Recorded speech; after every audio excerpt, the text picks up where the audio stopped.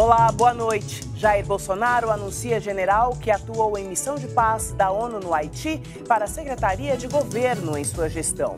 E o Jornal da Cultura tem muito mais. Sérgio Moro quer criar Secretaria de Operações para coordenar ações policiais em todo o Brasil. Presidente Michel Temer sanciona reajuste salarial do Judiciário e vice-presidente do STF revoga auxílio moradia. Força-tarefa da Lava Jato, em São Paulo, denuncia ex-presidente Lula por lavagem de dinheiro. Fórum traz reflexões sobre o afroconsumo e a diversidade racial nas empresas. Elas têm 33% a mais de possibilidade de ter uma maior lucratividade do que as empresas com pouca diversidade. Sonda da NASA pousa em Marte para estudar o interior do planeta vermelho. Morre aos 77 anos o cineasta italiano Bernardo Bertolucci, diretor do filme O Último Tango em Paris.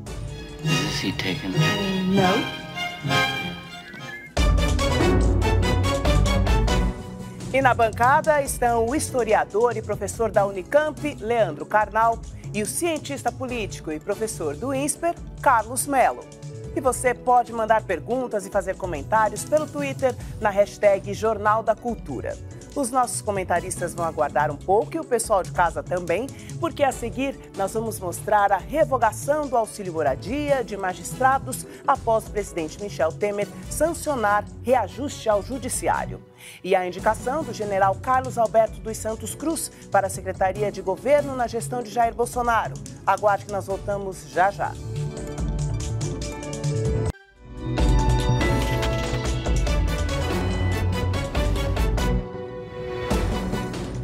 A semana começa com 3 indicações para o novo governo. O superministro Sérgio Moro escolheu 2 homens de confiança da Polícia Federal e o presidente eleito, Jair Bolsonaro, nomeou mais um militar de alta patente para o seu núcleo duro. Bolsonaro usou mais uma vez sua conta no Twitter para indicar o novo integrante de sua equipe. É o general Carlos Alberto dos Santos Cruz para a Secretaria de Governo. O general de divisão do Exército, hoje na reserva, já esteve à frente de missões de paz da ONU no Haiti e no Congo. Atualmente é consultor nas Nações Unidas. A Secretaria de Governo cuida principalmente da articulação política com deputados federais e senadores. O governo de transição chegou a anunciar que a secretaria seria extinta. Ainda não foi divulgado se a pasta terá status de ministério. Santos Cruz é o 5º militar, sendo 3 generais 4 estrelas do futuro governo. Os outros são o general Augusto Heleno, que vai ficar à frente do Gabinete de Segurança Institucional, o general da reserva Fernando Azevedo e Silva na defesa, o tenente-coronel da reserva Marcos Pontes na ciência e tecnologia. O outro representante das Forças Armadas do primeiro escalão de Bolsonaro é o vice-presidente eleito Hamilton Mourão. Eu me vejo, nós temos aquela visão militar, o comandante e o subcomandante, ou o comandante e o chefe de Estado-Maior. Então, eu fui eleito, os outros ministros o presidente pode mandar embora a qualquer hora, eu não, ele vai comigo até o fim, tem jeito. O futuro ministro da Justiça e Segurança Pública, Sérgio Moro, anunciou hoje que pretende criar uma secretaria para integrar as operações policiais em todo o país. Mas para ser criada, o presidente eleito precisa editar uma medida provisória ou um decreto. Quem deve ocupar a nova secretaria é o ex-superintendente da Polícia Federal em Curitiba, Rosalvo Ferreira. O objetivo principal é o combate às organizações criminosas. Moro também anunciou o nome do delegado-chefe da PF em Foz do Iguaçu, Fabiano Bordignon, para a diretoria do Departamento Penitenciário Nacional. Hoje, o futuro ministro fez um apelo para que o Congresso não vote neste ano um projeto que prevê uma ampla reforma da Lei de Execução Penal. A proposta abranda a punição para diversos crimes, incluindo os de colarinho branco. O próximo governo e a próxima legislatura tivesse o tempo razoável para se debruçar sobre esse projeto e tentar buscar aprimorá-lo. Muito boa noite, Leandro Carnal, professor Carlos Mello, uma alegria recebê-los. Bom, mais um militar para o governo do presidente eleito Jair Bolsonaro, nessa que tem sido uma característica importante do governo em formação. Qual é o seu entendimento sobre essas nomeações recentes e o que isso sinaliza na sua visão? A gente tem que tomar cuidado porque, recentemente, o comandante do Exército, o general Vilas Boas, ele disse que era um governo de políticos com militares, né? E sinalizou isso muito claramente. Aliás, me chamou a atenção que ele tivesse dado essa entrevista, uma entrevista importante, forte, à Folha de São Paulo, que foi um jornal estigmatizado pelo presidente eleito, não é? E ele pontificou uma série de questões ali importantes. Logo depois disso, se definiu o ministro da Defesa, se definiu também na semana passada os comandantes das 3 armas, todos eles por antiguidade. Então, me parece que os militares, de alguma forma, estão querendo estabelecer uma distância dos políticos. Agora, os políticos, no caso, o presidente da República, que ele diz que é um político, não é mais um militar, diz isso o general Vilas Boas, está tentando estabelecer uma proximidade dos militares, não é? Eu acho que é muito mais uma tendência, uma intenção do presidente eleito de atrair ali os seus, não é? Pessoas de que ele tem confiança, de que ele tem algum tipo de identidade maior, do que exatamente se dizer que é um governo de militares. Eu acho que a gente ainda não pode afirmar isso, seria precipitado. Agora, é claro que o sinal é um sinal controverso. Claro que a sociedade civil, a imprensa e tudo mais vai olhar para isso com alguma desconfiança. Uma certa estranheza, a princípio. Natural. Carnal. É importante sempre lembrar que a presença de um militar no governo, presidente militar ou de ministros militares, não caracteriza um regime ou um sistema militar. O Brasil teve períodos democráticos, como o governo Dutra. Os americanos tiveram períodos muito democráticos, como Eisenhower, com militares à frente do governo. Caracteriza um regime militar tendo à frente um civil ou um militar, é a quebra dessa ordem institucional. Militar, tendo mais de 35 anos, sendo brasileiro nato, pode concorrer à presidência da República, pode exercer o poder livremente. Alguns dos indicados pelo presidente têm altíssimo gabarito, testado esse gabarito. A grande questão não diz respeito a ter ou não militares no governo, mas a respeitar ou não a Constituição, o Estado Democrático de Direito, que a gente espera que todos façam isso bastante, já que um militar obedece ao chefe de Estado e chefe de governo, no caso, na mesma pessoa no Brasil, e ainda jura obediência à Constituição e ao Estado legal. Bom, nós ouvimos a fala do ministro Sérgio Moro, formando também esse seu superministério, que agrega 2 pastas, com o objetivo principal de combate à corrupção, que é o que tem sido divulgado, pelo menos a princípio. Mas outros assuntos importantíssimos também ficarão a critério do ministro Sérgio Moro, como a segurança pública e a própria questão dos presídios, que ele mencionou agora há pouco. Você me permite ainda voltar ao claro. tema anterior? O que chama atenção ali é que ele coloque um militar, o general Carlos Alberto Souza Cruz, para fazer a relação com o Congresso Nacional, na Secretaria da Presidência da República. Que, a rigor, não é a habilidade principal da formação de um militar. Isso nós veremos se dá certo ou não. Se a habilidade será evidente. É um sinal que está colocado para que a gente acompanhe, para que a gente veja o que sai daí. Pode ser uma mudança de postura, oxalá que seja, mas pode ser também uma grande confusão. Isso a gente vai observar. Bom, a questão do Sérgio Moro. Me parece que o que acontece com o Sérgio Moro, toda a lógica, foi levar a Lava Jato, tirar a Lava Jato de Curitiba e levar para o Brasil, levar para o Ministério da Justiça e tentar uma abrangência maior, voos maiores, não é? E ele está seguindo essa lógica, porque ele está reunindo uma equipe que é uma equipe com esse feitio, que participou da Lava Jato, que teve essa presença a partir de Curitiba, delegados da Polícia Federal, procuradores, tem esse papel. Agora, há um outro papel também que a gente ainda não viu como será, que é a questão do... O Ministério é o Ministério da Justiça e da Segurança, não é? Qual será o papel da segurança no trabalho do ministro Moro? Ainda não está muito claro.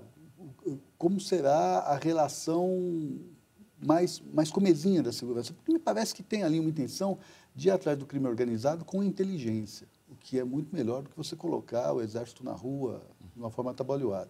Agora, e o dia a dia, o cotidiano? Qual a relação com as polícias militares? Como é que vai se dar conta de uma expectativa que o presidente eleito criou ao longo de toda a vida dele, sobretudo na campanha eleitoral, de que uma vez eleito, as ruas seriam seguras? Isso ainda não apareceu nessas nomeações todas, nesse contexto todo. E fica sendo essa a grande expectativa, então, não? Estamos cheios de expectativas. Né? Nós temos um processo de politização das igrejas, as igrejas têm candidatos, as igrejas têm partidos, nós estamos em processo de politização antiga e constatável do judiciário, nós temos uma politização direta ou indireta do exército. Né? Aparentemente, a escola é o único lugar que não quer que se politize, porque as igrejas estão totalmente politizadas. Mas esse é um grande debate nesse momento. Talvez, como foi dito, seja uma mudança de paradigma. As urnas mostraram uma tendência de rejeitar a política tradicional, daquelas raposas tradicionais de Congresso, que negociam tudo na sacristia, nunca levam para o centro da cena aquilo que discutiram. E talvez uma questão mais direta. O que vai acontecer é muito difícil, mas, curiosamente, essa contradição. Há uma profunda desconfiança da política por parte do eleitorado. Há trechos do discurso do presidente eleito Bolsonaro que também reforça a desconfiança da política tradicional e, ao mesmo tempo, estamos politizando todos os mecanismos, igrejas, estamos politizando o exército, o judiciário e assim por diante, em meio a uma desconfiança sobre a ação da política. E o presidente Michel Temer sancionou hoje o reajuste de 16% no salário dos ministros do Supremo Tribunal Federal. A medida será publicada no Diário Oficial da União amanhã. Com o reajuste, o salário dos ministros passa de R$ 33.700 para R$ 39.300. Temer concedeu aumento depois que o ministro Luiz Fux revogou o auxílio moradia dos magistrados. A medida deve gerar um efeito cascata no salário do funcionalismo, com um impacto calculado em cerca de 4 bilhões de reais por ano.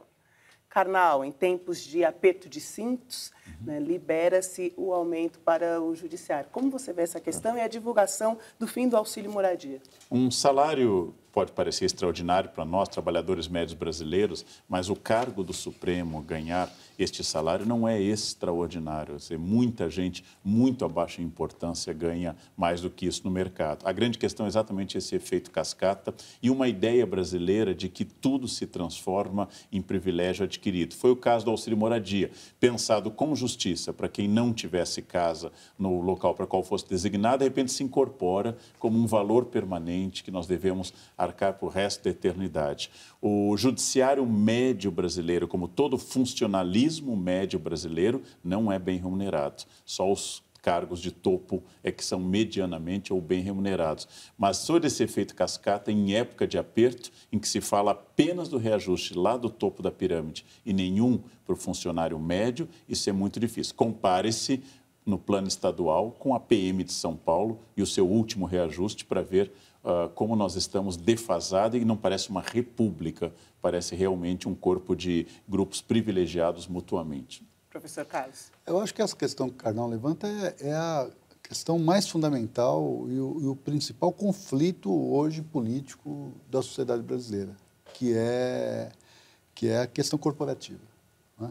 Olha que interessante, você acaba com o auxílio moradia, que parece que é uma medida moralizante, e de fato talvez seja, mas na hora que você fizer as contas, você vai perceber que não são valores que não são valores compatíveis, né? Nem de perto.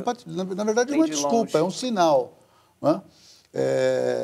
E nesse contexto, eu concordo com o Karnal, quer dizer, se você quer pessoas competentes, etc., no serviço público, eficientes, que deem resultado, você precisa pagar bem, como a iniciativa privada faz. Agora, você precisa ter um sistema meritocrático. Você precisa ter possibilidade, inclusive, de demitir se a pessoa não desempenha. Não é? Você não tem isso. Esse aumento ele vai servir para todos, primeiro para todo o STF, depois para todo o Judiciário, vai ter um efeito cascata nas outras carreiras, isso vai bater nos estados também, vai bater na Previdência pública é um descalabro. Não é? E esse é o grande problema. A questão que o Karnal coloca é verdadeira. É um grande salário? Não, não é um grande salário. É um grande salário para a média do povo brasileiro, mas não é um grande salário se você olhar, por exemplo, para o que os bancos pagam para os seus executivos. No entanto, essa generalização para todos e ainda com efeito cascata, isso é um absurdo. E com um orçamento de aproximadamente 120 bilhões de reais, o Ministério da Educação deve passar por mudanças no governo de Jair Bolsonaro. Uma delas é a ampliação do ensino à distância.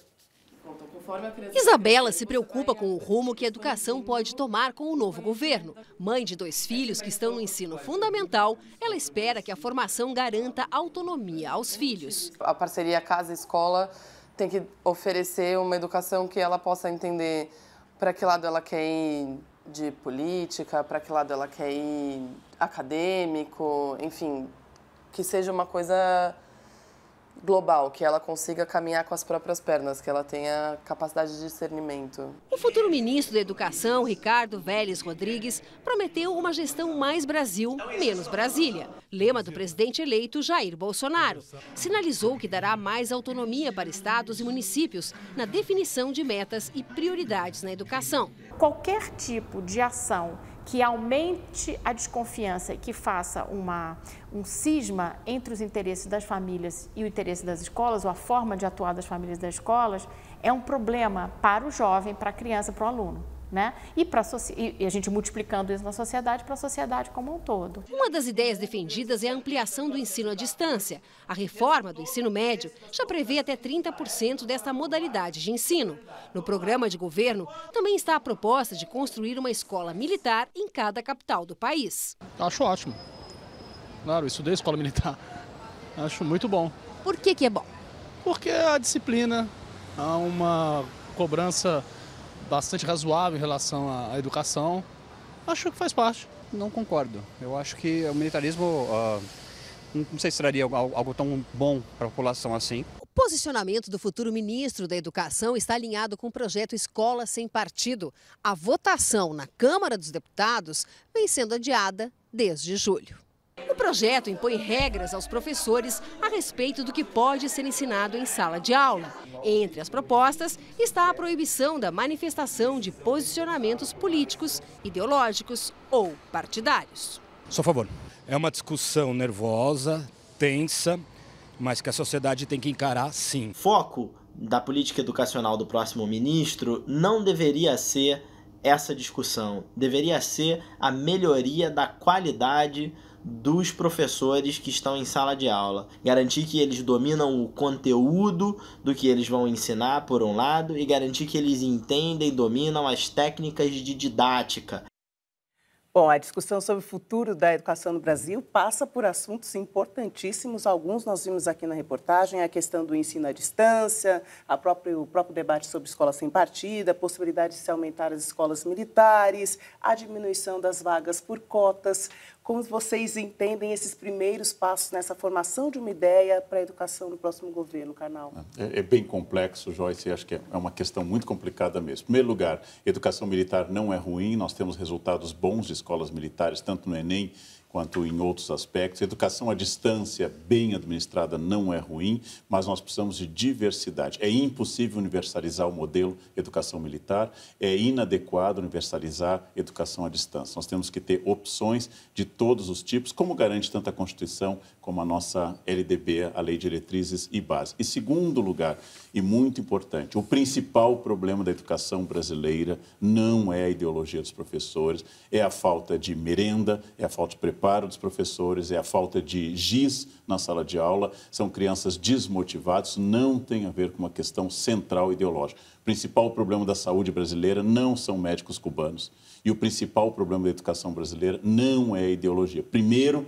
parar de roubar a merenda das crianças. Segundo, passar a fazer escolas decentes, com luz, com papel higiênico nos banheiros. Terceiro, começar a pagar bem os profissionais de educação e lá depois se discutir um problema que é menor no quadro total. Ninguém é neutro, mas esse não é o problema central da escola brasileira. Basta ser professor para saber isso. Se você dá aula, você sabe que este não é o problema da educação brasileira. Carlos. Vamos lá. A questão, por exemplo, do Escola Sem Partido não é um problema da qualidade do professor. Qual a intenção do professor entrar na sala de aula? Então, não pode ficar discutindo se é político ou não. Vamos recrutar melhor, vamos formar melhor os professores. Esse é o primeiro ponto. O segundo ponto, a parte de todas as questões que o Karnal colocou aqui, eu acho que, para se discutir educação hoje, a gente tem que discutir o seguinte: para onde está indo o mundo? Não é? Qual é o mundo moderno? O mundo do trabalho, por exemplo, está indo exatamente para onde? Para dar conta desse mundo moderno, desse mundo do trabalho, que tipo de formação, que tipo de educação nós temos que ter? Não é? E aí, nós podemos discutir se o modelo da escola militar é adequado ou não, se o modelo do ensino à distância é adequado ou não, se o mix disso tudo pode ser adequado ou não. Enfim, quais são as ferramentas que nós temos para dar conta desse mundo moderno? Então, a gente fica se perdendo com detalhes que, sinceramente, eu acho que não vão melhorar 1 milímetro da qualidade da escola que nós temos hoje, se nós não dermos conta dessas questões que são questões estruturais, operacionais, como o Karnal colocou aqui, e a questão mais de fundo da percepção que nós temos do mundo que nós vivemos. Uma transformação verdadeira. Transformação, olha, eles têm países na Ásia, por exemplo, que chamam lá de fábrica escura, não tem uma única lâmpada na fábrica, uma montadora de veículos, porque não tem uma única pessoa. Aquela sociedade industrial, da linha de produção, ela está desaparecendo. O mundo novo, o mundo que nós temos na nossa frente é a era do imprevisto, como disse o meu colega Sérgio Abranches num livro recente. Então, como que nós vamos dar conta desse desafio? Para isso, não pode ser. E reforçando isso, Carlos, que é um tema muito delicado, ali apareceram professores como eu escrevendo um quadro com pó de calcário, ou seja, algo do século XIX, como eu faço também. Então, imagino, se esse professor estiver escrevendo o Manifesto Comunista no quadro ou o Mein Kampf de Hitler, os dois estão defasados como tecnologia, como proposta diante do mundo e como preparo desse aluno. Essa não é a questão. A escola está perdendo a vanguarda e perdendo seu papel importante, hoje dado muito mais pelo mercado e pela realidade social do que pela escola, que está na retaguarda dessa transformação. A Força-Tarefa da Operação Lava Jato, em São Paulo, denunciou o ex-presidente Lula por lavagem de dinheiro. Segundo a acusação, ele teria recebido R$1 milhão em propina por intermediar negócios entre a empresa ARG e o governo de Guiné Equatorial. Este dinheiro teria sido recebido de forma dissimulada em uma doação ao Instituto Lula entre setembro de 2011 e junho de 2012. O controlador da empresa, ARG, Rodolfo Janete Gel, também foi denunciado por lavagem de dinheiro e tráfico de influência. Em nota, a defesa de Lula classificou a denúncia de mais um duro golpe no Estado de Direito e que o ex-presidente não teve a oportunidade de esclarecer o episódio. O Instituto Lula, em nota, disse que todas as doações recebidas são legais e foram declaradas. A defesa de Rodolfo Janete Gel disse que não conhece o teor da denúncia. E informou que há algumas semanas o empresário se ofereceu para prestar depoimento ao Ministério Público, mas a denúncia foi ofertada sem que ele fosse ouvido. Em São Paulo, um fórum discutiu hoje a diversidade étnica no mercado consumidor. Negros e pardos são mais da metade da população, mas sentem falta de mais inclusão. Runs around in a bulletproof catsuit.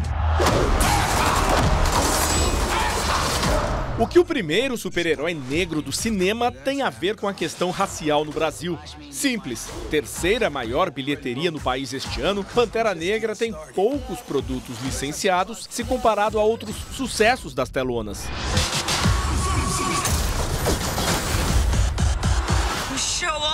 Um público consumidor desperdiçado, fruto do que analistas chamam de racismo econômico. O assunto foi debatido hoje no Fórum Diversifique, realizado em São Paulo. 2 milhões de pessoas foram no cinema. Se 1% quiser comprar um produto industrializado, não tem.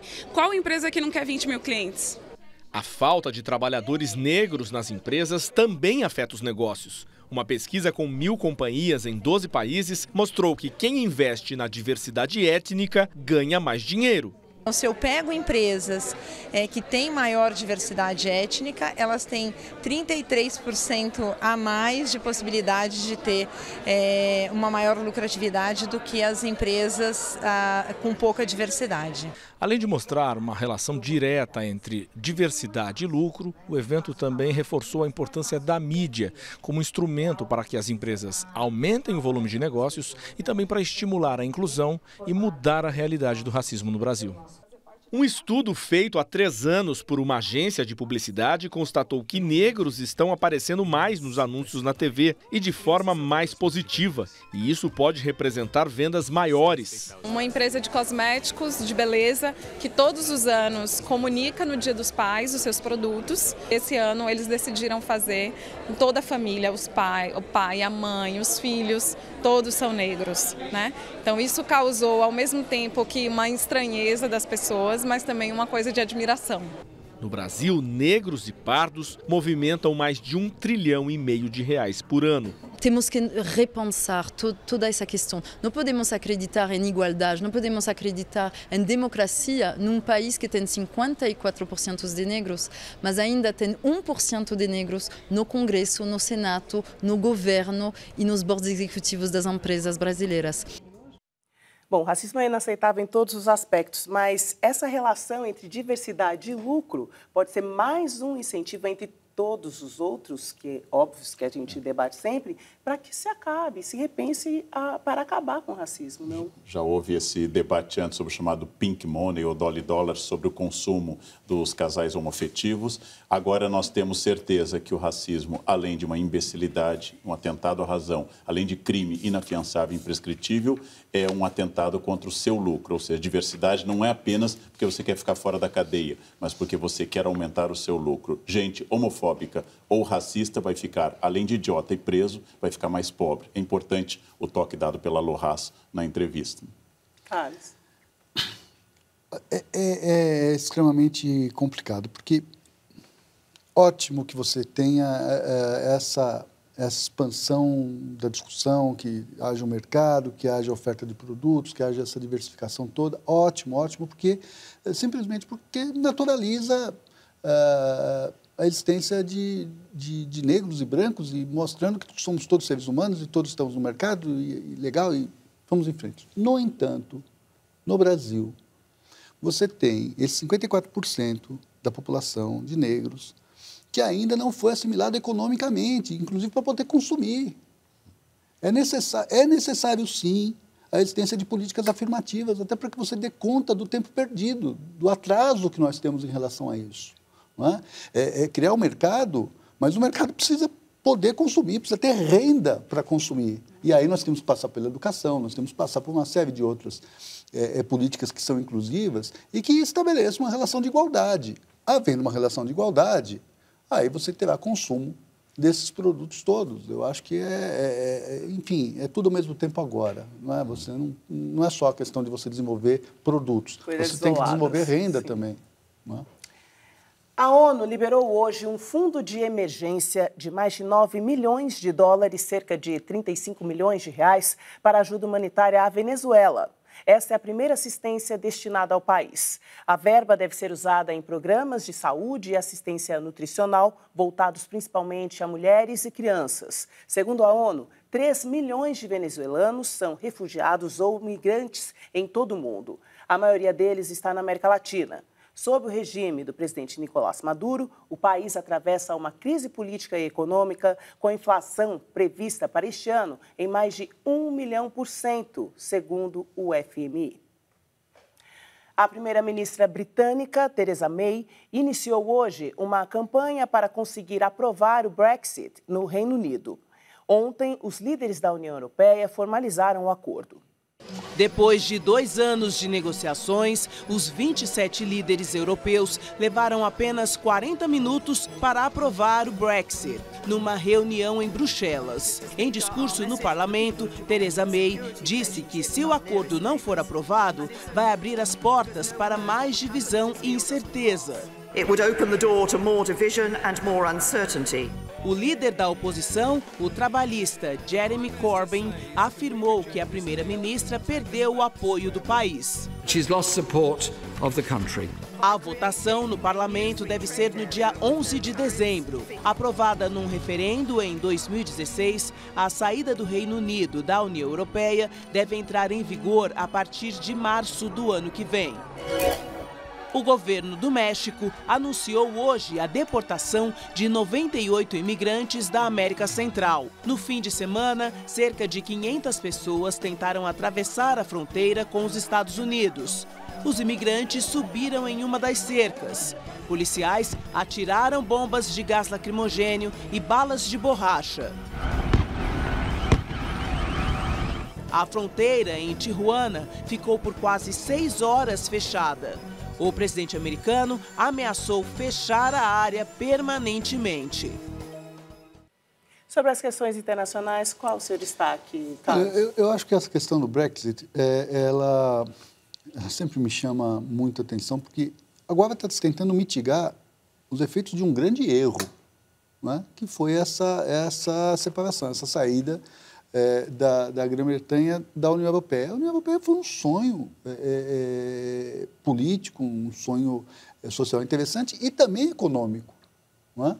Os ingleses, como isso tem acontecido em vários países do mundo, não é? Se posicionaram com o fígado, não é? Se posicionaram de uma forma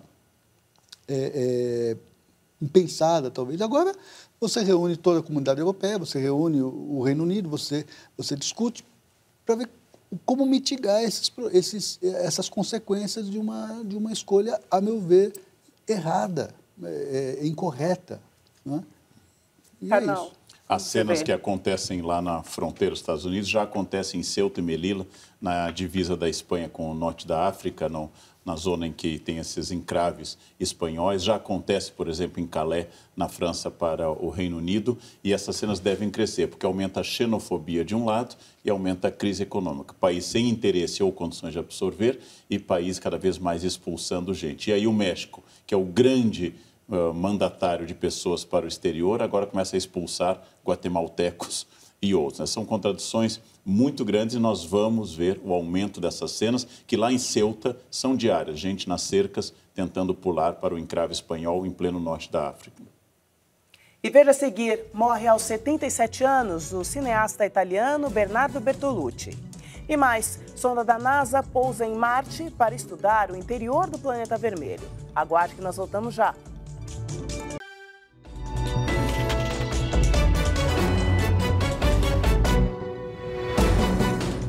Um dos maiores nomes do cinema, o diretor Bernardo Bertolucci, morreu hoje na Itália, aos 77 anos. Bertolucci sofreu uma insuficiência respiratória em casa, em Roma. Nascido em Parma, lutava contra um câncer. Durante a carreira, fez 16 filmes. Ganhou fama mundial com O Último Tango em Paris, o segundo filme italiano mais visto no mundo. Não. O diretor também comandou 1900, um drama histórico que trata do fascismo e do comunismo no norte da Itália. O reconhecimento da crítica veio com O Último Imperador, vencedor de 9 Oscars, incluindo filme, roteiro e direção. Nos anos 2000, ficou paralítico depois de uma cirurgia de hérnia de disco. Dizia que a doença foi causada pelo excesso de movimentos de câmera nos filmes. Mesmo assim, continuou trabalhando e ficou conhecido como o poeta do cinema. Obra incrível do Bertolucci, não? É extraordinário, né? Eu sou de uma época que você, se quisesse assistir um filme desses, você tinha que esperar passar no cinema. Né? Às vezes passava só à meia-noite, você tinha que pegar um ônibus, assistir, depois não tinha ônibus para voltar, você dormia na rua, mas valia a pena. Né? Valia a pena. Hoje, você baixa esses filmes, só que esses você não encontra. Você pode procurar em toda a internet, em todas essas streams, você não encontra. Né? E 1900, que é um dos filmes citados aí, vai se falar muito do Último Tango de Paris, mas 1900 é uma obra de arte extraordinária, 5 horas de filme. É isso que se foi. Super a pena, né, Karnal? De um diretor que soube se reinventar, né? Foi intimista sexual com O Último Tango, foi político em 1900 e foi cinematográfico, teatral, com A Vida de Puyi, O Último Imperador. Uma grande perda para o cinema mundial. E agora nós vamos ler mais algumas mensagens enviadas na hashtag Jornal da Cultura, aqui no telão. Primeiro é o Franz Joseph, e ele diz: racismo, além de repugnante, é burrice, porque num país capitalista o que mais interessa é que o povo tenha poder de compra, seja a raça que for, seja a condição física e mental que for. Investir no ser humano é investir na saúde econômica de um país. Miguel Jacó diz: a nossa educação precisa ser retomada para que o aprendizado seja o foco principal desta pasta importante no contexto nacional. Sem educação, jamais sairemos do atoleiro. Vamos todos nos irmanarmos com o progresso brasileiro. E o Ramon Ferreira, que diz: a politização da igreja, da família, do exército, do judiciário e etc., não me parece coisa nova. Professor Karnal, quando em nossa história as instituições não foram politizadas? Sempre foram politizadas, Ramon, sempre fizeram parte. Parabéns por não ter colocado vírgula antes do etc. Muito bom, gramática afiada. Sempre foram politizadas. Tudo que você falar é politizado, especialmente a coisa mais política que você pode fazer é dizer que alguém não pode falar de política. Essa é a opção mais radical em política, quer dizer que alguém não pode tocar em política, que é a tentativa de favorecer um grupo pelo silêncio de outro. Então, tudo é política e não é negativo. E é bom que exista política nas coisas. Ela não é negativa. O que é ruim é a politicalha. Vamos voltar à política aristotélica, de pensar o bem comum. A sua ideia sempre foi. Eu diria que, ultimamente, essas instituições estão perdendo a vergonha de serem políticas, mas, de fato, sempre foram politizadas. Eu quero ir na mesma questão. As instituições não brotam do chão, né? Elas são resultado de uma ação social. As instituições são formadas por pessoas que têm uma visão de mundo. Logo, as instituições, elas expressam o sentimento dessas pessoas. Então, elas são políticas, sim. São políticas por excelência. Agora, as instituições, dentro dessa perspectiva aristotélica, o que busca a política? A felicidade. E não o interesse de grupos. Então, vamos retomar a ideia de política como busca da felicidade, como a busca do bem comum, e vamos tirar esse componente de politicalha, esse componente de partidarização. E vamos pensar a política de uma forma nobre, que eu acho que nós perdemos essa perspectiva. Professor Carlos Mello, Leandro Karnal, muito obrigada pela presença de vocês. Jorge. Boa noite. Um Até a próxima. E nós terminamos essa edição com imagens da sonda da NASA Mars Insight, que pousou hoje em Marte. Essa é a primeira vez que uma sonda será capaz de ouvir terremotos e estudar o funcionamento interno do planeta vermelho. A nave não tripulada foi lançada há quase 7 meses e percorreu mais de 480 milhões de quilômetros. Inscreva-se no nosso canal no YouTube para ser notificado sobre tudo que acontece no jornalismo da cultura. youtube.com/jornalismo TV Cultura. Muito obrigada pela sua companhia e eu te espero amanhã. Até lá!